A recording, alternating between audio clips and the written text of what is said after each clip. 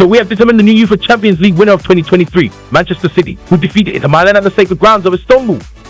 It is also the moment when Pep and his players replicated the achievement of winning the treble for an English team.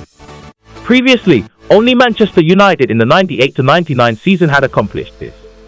The significance of this year's victory goes beyond that, as it marks the first time City, Erling Haaland, and Kevin De Bruyne have reached the pinnacle of the Champions League wearing a different team's jersey aside from Barcelona.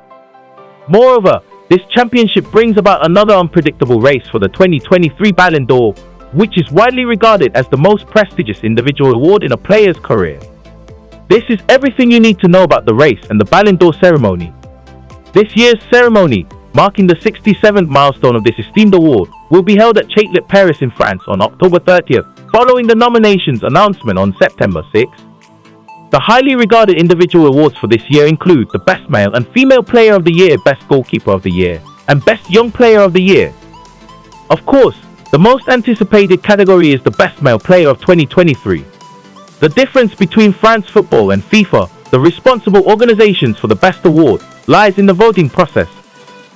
The Best Award gathers evaluation votes from fans, 300 journalists, coaches, and captains of all national teams, while the Ballon d'Or emphasizes the expertise factor, with the final round of voting being narrowed down to the top 100 football journalists. Lionel Messi, Erling Haaland, and Kevin De Bruyne are considered the top 3 contenders for this year's award. There were high expectations for the Manchester City duo to make a strong push in the Ballon d'Or race if they performed well in the final match of the season. Looking back, Erling Haaland and Kevin De Bruyne had an extremely successful season, along with the dominance of Manchester City. Erling Haaland's arrival and his sheer goal-scoring prowess helped solve the team's long-standing issue, as he continuously found the back of the net in the Premier League, FA Cup, and Champions League, contributing significantly to the team's achievements. With an impressive tally of 52 goals and 9 assists in just 53 matches, these numbers shattered numerous records, even for a striker playing in the most challenging league, the English Premier League. There are moments when people only ask each other about the number of goals and assists they will record in a day just for today. Because no one else can do it, right? At the age of 22, Erling Haaland has achieved almost everything at the club level. Not to mention being the top scorer in the Champions League and the Premier League, he also won the Young Player of the Year and Player of the Year awards.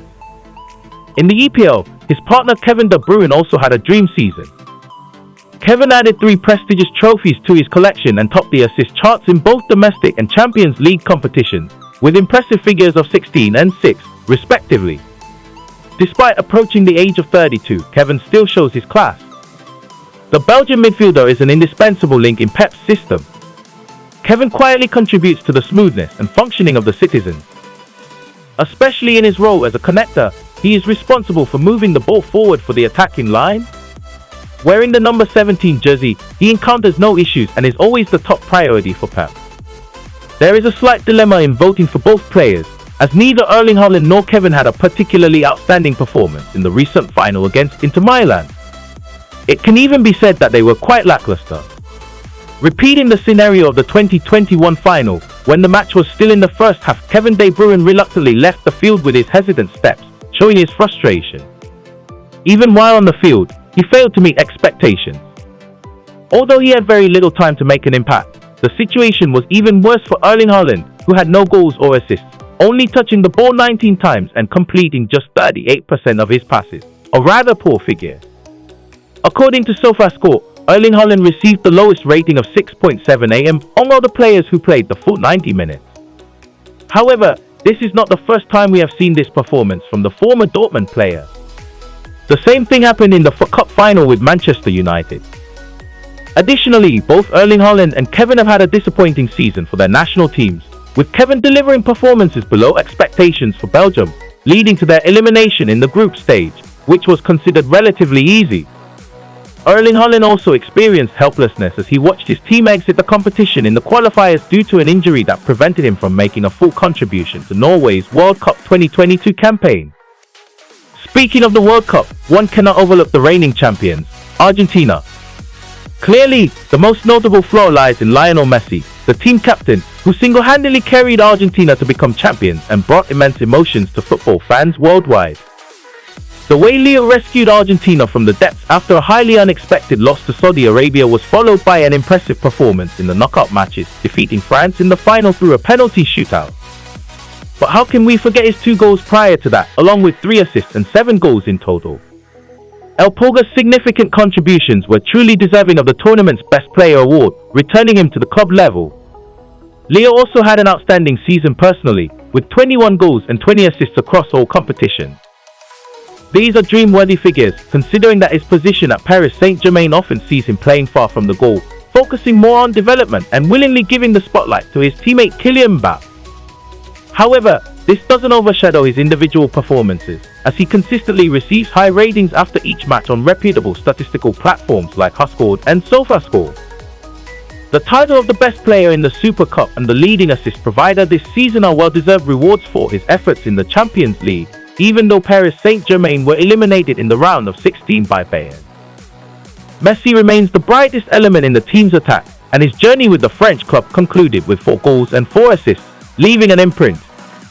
Additionally, he added the French Super Cup and Ligue 1 titles to his collection, enhancing his achievements.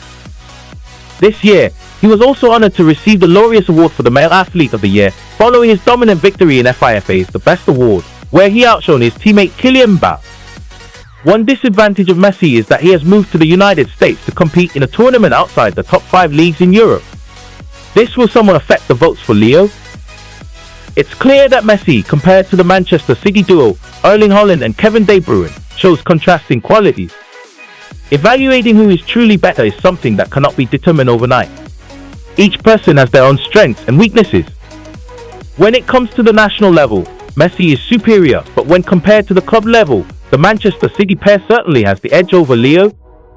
Additionally, the individual achievements of each person also have their own trade-offs, making it difficult to say who is better 100%. However, with Messi, he has truly left an emotional impact on the fans, a unique emotion that he has brought in the World Cup. But if we consider Erling Haaland or Kevin, we have to admit that they had a remarkable season, especially on an individual level. Nevertheless, many experts still believe that Messi has a wider chance compared to his competitors. Messi is at the top, followed by Erling Haaland, and then Kylian Mbappe according to Goals Assessment. According to Sportball and various bookmakers, Messi is also the favourite for the leading position, with his odds at 8.15, followed by Erling Haaland at 11.8 and Kevin at 11.1. The journey to find the recipient of the prestigious Ballon d'Or is nearing its end. Who will win the coveted award this year? Will Messi claim his 8th Ballon d'Or, or will it be Erling Haaland or Kevin with their first win? Leave your predictions below. Regenerate.